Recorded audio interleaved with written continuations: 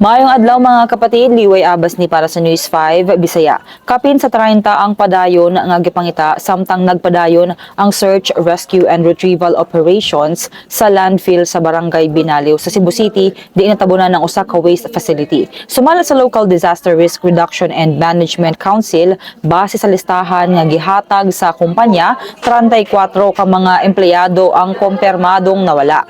12 ang naluwas ug karon ginatambalan sa ospital samtang usa ang kumpirmadong patay. Naglisod ang mga rescuers sa pagsulod sa natabunang pasilidad tungod sa peligro sa dugang nga paghugno ug kakulang sa mga gamit.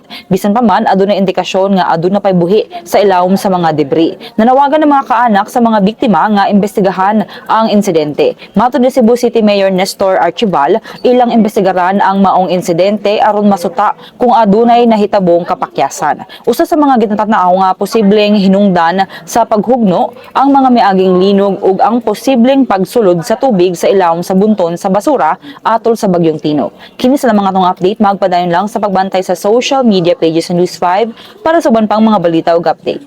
Amping tang tanan,